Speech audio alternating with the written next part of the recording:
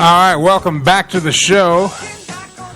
Again, tonight's show brought to you by eat24.com. It's like having a food truck in your pants. Put the app on your iPhone or your Android. Put in your zip code. They'll bring the food to you. It's actually pretty cool. Welcome back. Now joining us on the Ring Central Celebrity Hotline, we still have Beth. I guess we lost Ryan. What? Let me see if I can't get him back on. He ditched us. He ditched us. How rude. I know. Well, as we were going into the break, we were talking about the news and the propaganda. If anybody out there, by the way, would like to tweet in a question, you can tweet me at Mike Allen, at tired_Lions_fan. Been a Lions fan all my life. And, well, they let me down. Year after year after year. Well, one of the things that we can't get a hold of Ryan, it's Ryan from Rifles and Reason. Rifles and Reason is a Facebook page. If you are listening right now, jump on Facebook, go to Rifles and Reason, like the page. Even if you are pro or anti-gun, they'd love to debate you. And also on the Ring Central Celebrity Hotline right now, we still have left Beth Banister from Second Right. Is that your new Facebook page? That's the new page I'm working with a couple of friends that I've been working with in the past. So go to Second Right and like that one too. We're talking about the situation out in Ferguson and kind of my take on it and discussing this with Beth and Ryan, if we can get him back on. Just how the propaganda is directing everybody and directing us, how to think, and kind of riling up the whole race tensions between whites and blacks, mainly. Mm-hmm. And that's, anytime you go anywhere, and that's what it's about. You know, it's about the propaganda dividing us. It's just meant to divide us. Yeah. We were talking about, and this isn't being reported, but the militia has shown up in Ferguson. They are of mixed, they're not just all white guys, and they are actually taken up, since the police officers have just not done it, they have taken up defensive positions around stores in the neighborhood to keep them from getting looted. And there's been a couple of pictures, and it was kind of mentioned, and it was just lost in the fray of everything else. So if everybody on Facebook right now crying about where's the militia, how come the NRA is not saying anything? Well, first of all, you dump on the NRA, they're not going to stand up for you. If you're anti-gun, why is the NRA going to stand? If you're anti-gun, this is what you want. You want the police to have the guns. How's that working out for you? Exactly. There's no power of the people. There's nothing. At the Bundy Ranch, when they had their standoff, they backed away.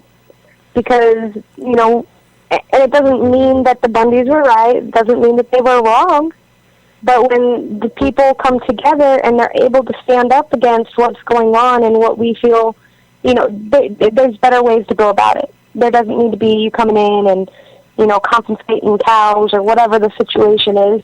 It's, when you look at the I keep calling it St. Louis, with the Ferguson issue, is that these people cannot defend themselves against what is going on.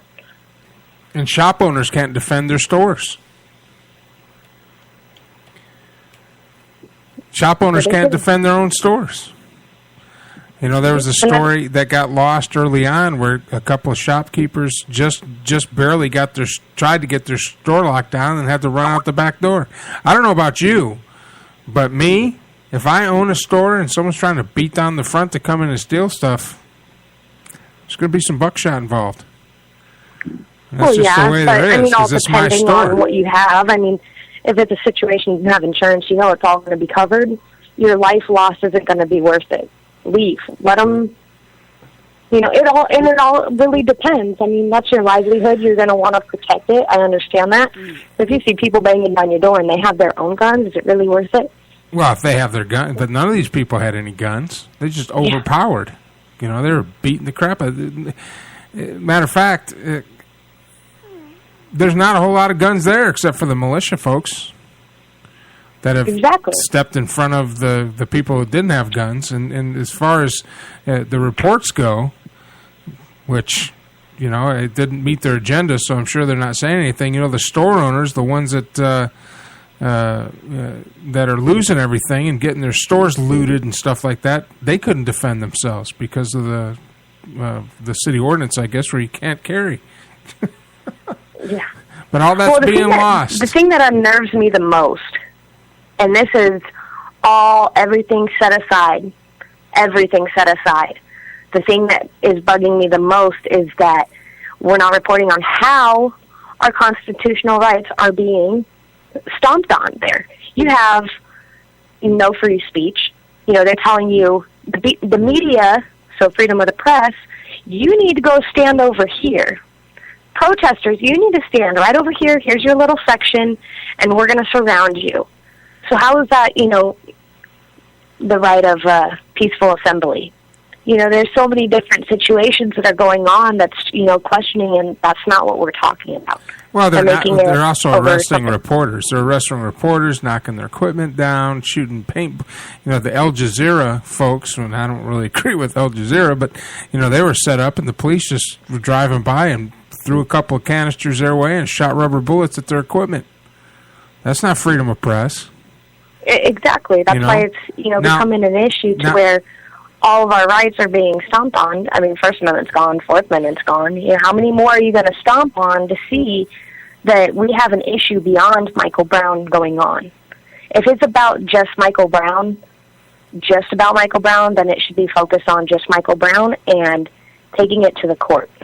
Calling your legislators saying, look, this isn't right, we need to do something. I will point this out, that in a public safety standpoint, all things being perfect, it is not against the Constitution to set up an area where police can monitor the situation and get rid of troublemakers and contain it to an area. Because if you don't contain it to an area, then you get the looting.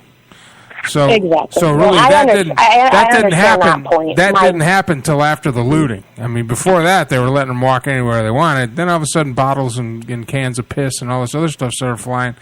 And I'm not saying that police handled it correctly, but it's a way to concentrate people in an area where they can be easily managed, is to keep the troublemakers from escalating it, so people can peacefully assemble. And now, if they broke it up and wouldn't allow them to assemble, then that would be an infringement on the First Amendment. Well, that was like my thing with the, setting curfew and this and that. It's like I feel 100% for our cops, because the last thing a cop wants to do is just stand there and be the military, and to sit there and have to point their guns at citizens that are, not necessarily doing anything. I feel for our officers that are being put in this situation, and I feel it's not fair because they're having to do these things that they shouldn't necessarily have to do, but they do need to do it. Otherwise, it's going to be more and more chaotic. If they all said, all right, let's go home, there's going to be looting and burning down and throwing temper tantrums. Not by all of them, but there's a lot of bad seeds there. People that are coming in from all over the country now that aren't even part of Ferguson to just add fuel to the fire. Yeah, just to instigate. And one of the biggest instigators, Al Sharpton, got ran off, or Jesse Jackson got ran off, which I thought was hilarious. I'm so glad it happened. I mean, it's a scary situation to see everything escalating over there, and then to see, now in Phoenix they want to start up and do something here because they see what's going on there, so now they want to start it here and start it everywhere. I mean, it's a situation where I don't feel that there's going to be one right answer. It's just got to make the best decisions and hope for the best. But right now, it's a test. Yeah.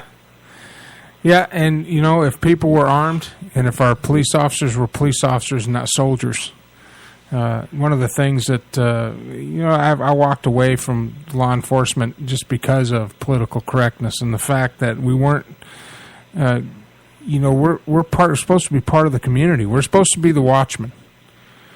And I saw too much politics at the headquarters. I saw too much, good officers getting ruined because they wouldn't toe the line.